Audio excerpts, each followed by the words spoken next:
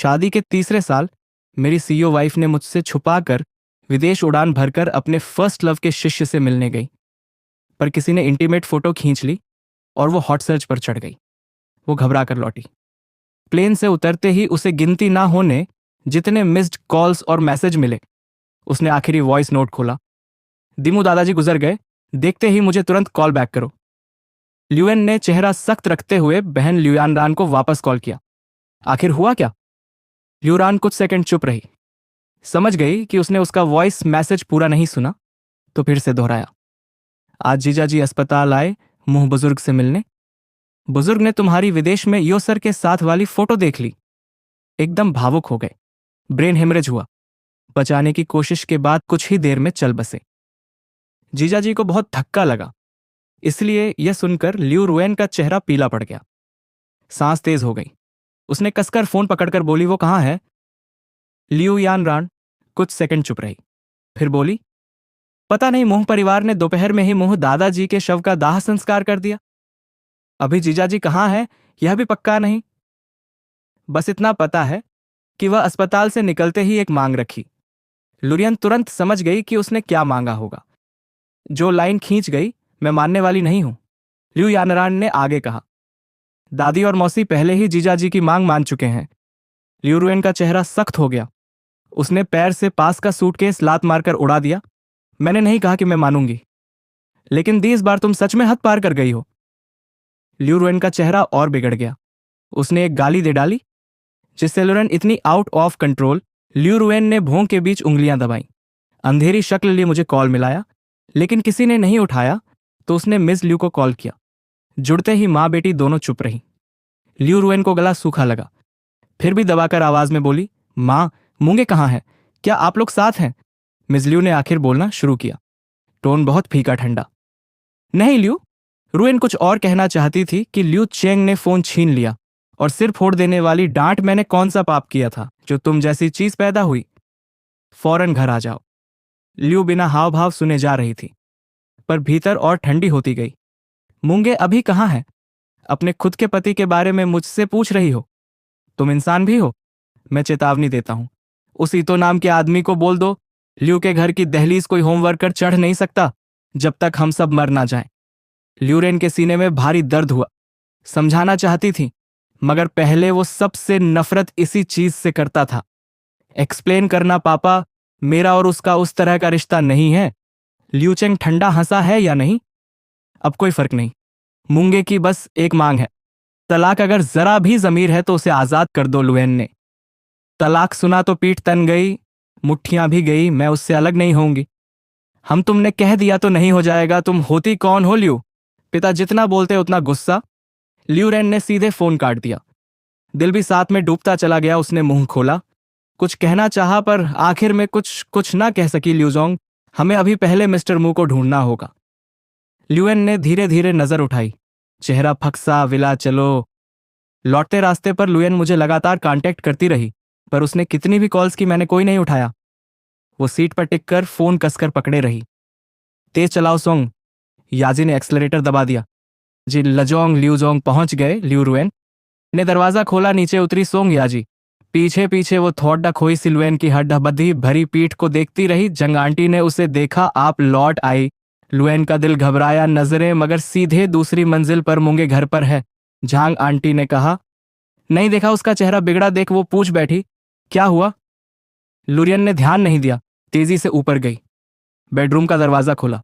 सब चीजें वहीं थीं, मेरा कंप्यूटर और निजी सामान तक। फिर भी उसे बेचैनी थी। सब कुछ तो है, पर मैं खुद यहां नहीं। उसे ये तक नहीं पता कहाँ हूं। उसे मुझसे मिलना है अभी इसी वक्त। ल्यूएन चेहरा सख्त किए मुड़कर नीचे आई। झांग आंटी ने तभी फोन रखा। ऊपर देखा। हम दोनों को देखकर थोड़ा चौंक गई। ल्यूएन रुक गई, नजरें गहरी करके उनसे पूछा, किसका फोन था? झांग आंटी शायद अभी पूरी तरह समझी नहीं थी। मिस्टर मू ने कहा कि मैं अपने घर लौट सकती हूं, और यह भी कहा कि वह आगे कभी वापस नहीं आएंगे। उनके कमरे की चीजें मुझे खुद ही निपटा देने को कहा। ल्यू रुएन का चेहरा और स्याह हुआ। और क्या कहा? झांग आंटी ने हक्का बक्का सिर हिलाया। कुछ नहीं मिस, हुआ क्या है? सुबह तो सब ठीक था। ल्यू रुएन ने आंखें बंद की। मेरे भाई मुयुनशान का नंबर ढूंढकर डायल किया। ल्यूरुन को लगा ये कॉल भी कोई नहीं उठाएगा।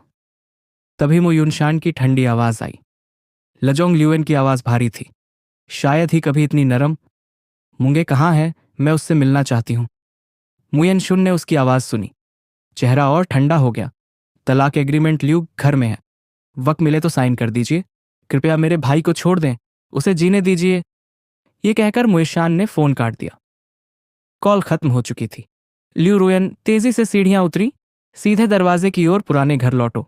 वहां का माहौल बेहद दबादबा था। ल्यू परिवार ने सब भारी काले कपड़े पहन रखे थे, मुंह दादाजी के लिए शोक के तौर पर। जैसे ही घर में दाखिल हुई, ल्यून की पुतलियां सिमट गईं और आखिर में वह सीधा दादी के सामने घुटनों पर बैठ गई। दादी मुंगे कहाँ है? मुझे उससे मिलना है। ल्यू दादी ने आंखें कड़ी बंद रखी, हाथ में जपमाला घुमा रही थी। ल्यूयन पर कोई ध्यान नहीं। ल्यू ने सिर झुका रखा, चेहरा जड़ सा। वो कहाँ है? मिस ल्यू ने आह भरी। मुक को कुछ नहीं चाहिए, लेकिन हमने उसके नाम पर एक फंड सेट कर दिया है। तुम्हारी दादी ने अपने शेयर भी उसे ट्रांसफर कर दिए हैं। अगर कोई दिक्कत नहीं तो साइन कर दो।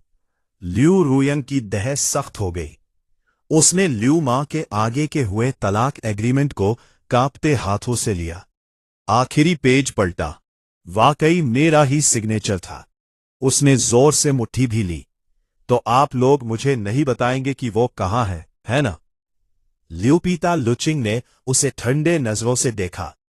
उसके सामने आकर बोले, क्या वो अब भी तुमसे मिलना चाहता होगा? मुग मेरा पति है, मैं उसे ढूंढूंगी। चाहे इस शहर को छान पड़े, मैं उसे ढूंढ कर ही रहूंगी। ये कहकर उसने ठंडी नजर सोंग याजी पर डाली। डायरेक्टर वांग से कांटेक्ट करो। भोर से पहले आदमी को ढूंढ निकालो। ल्यू चिंग का चेहरा तमतमा गया। आगे बढ़कर उसका कॉलर पकड़ लिया। अब पता चला कि वो तुम्हारा पति है। उसे तुम्हारी जरूरत थी। तब तुम कहाँ थी? ल्यूएन ने गला खंखारा, रूंध आवाज में कहा, मैं उससे समझा सकती हूं। ल्यू चिंग ने उसे काट दिया। मैं बस पूछता हूं, जो तुमने मुंगे से वादा किया था वो निभाया? क्या तुमने उसे धोखा नहीं दिया?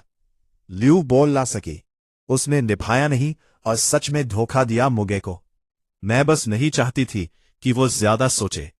मेरा और इयोच का मर्द औरत वाला रिश्ता नहीं है। मैं मुंगे को साफ समझा दूंगी। मिस ल्यू आगे आई, चुपचाप उसे देखती रही। देर बाद आह भरी। ल्यू रोयन की पुतलियां सिकुड़ी।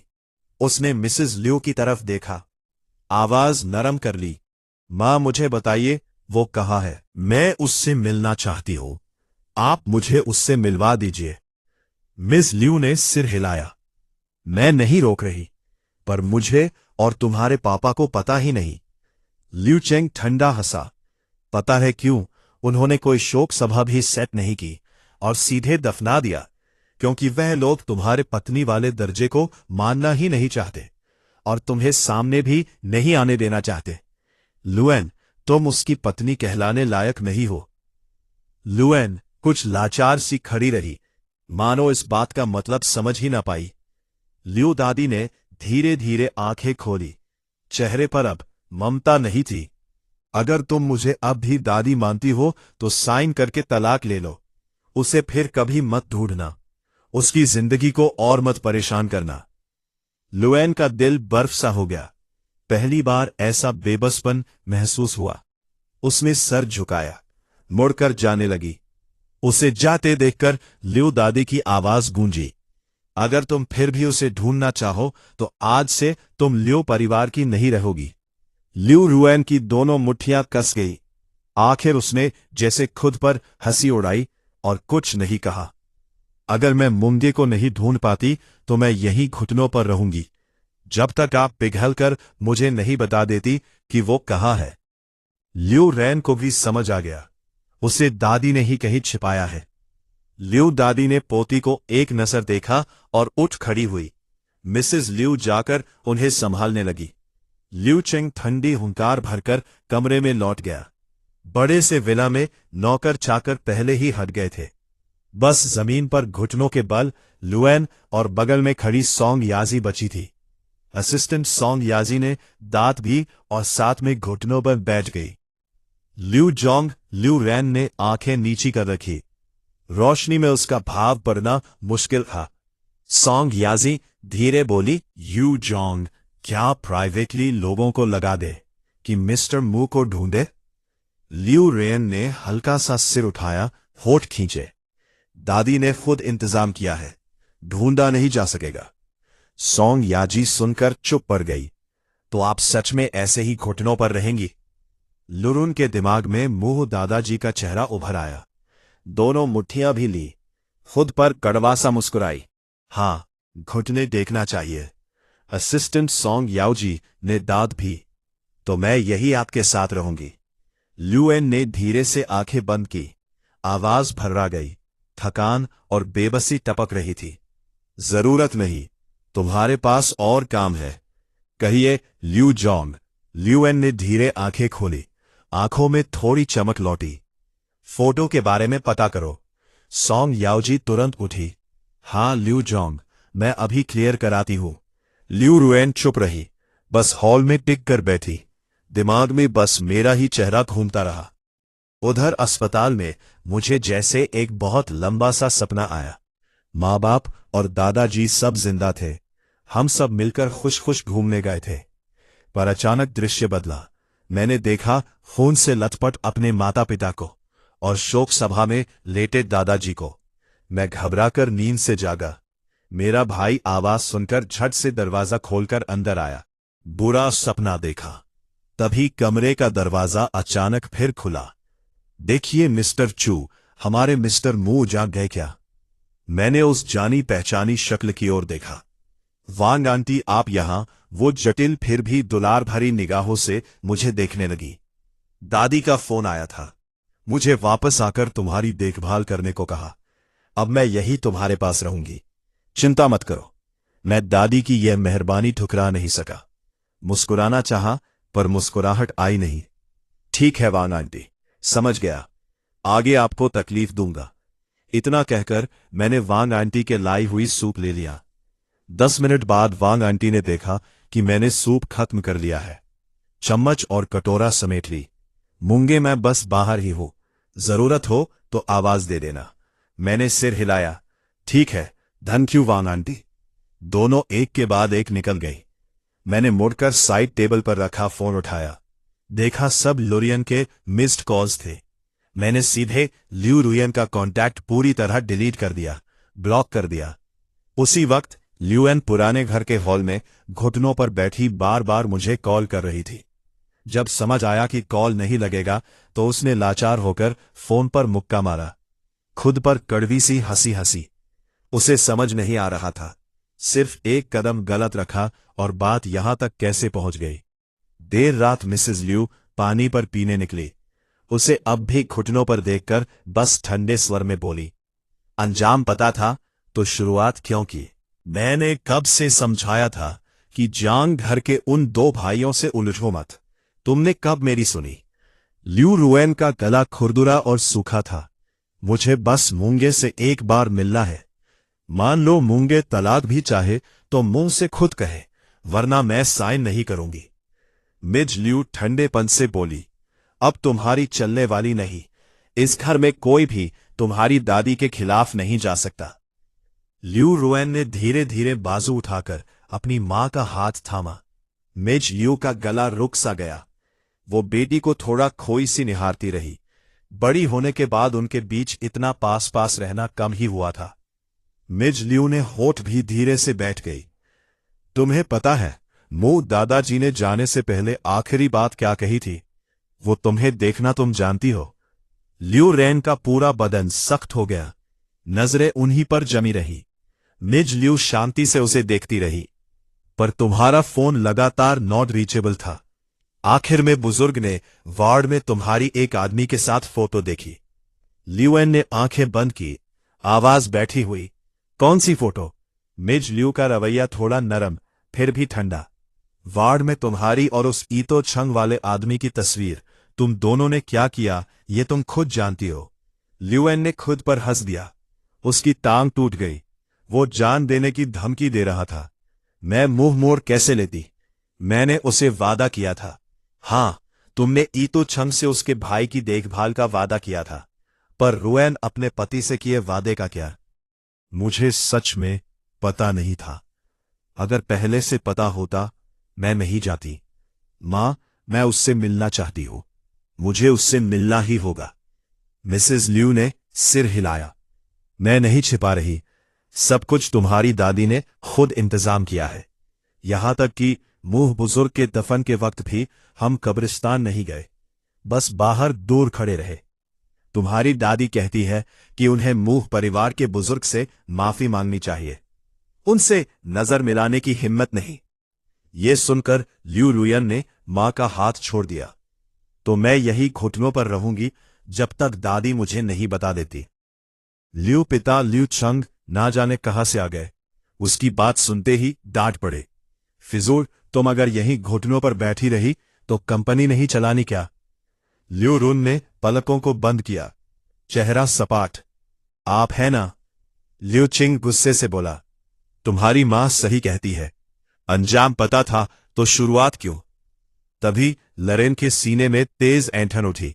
वो छाती का भीषण दर्द संभाल नहीं पाई। एक हाथ से फर्श सहारा लिया। मिस ल्यू घबरा गई।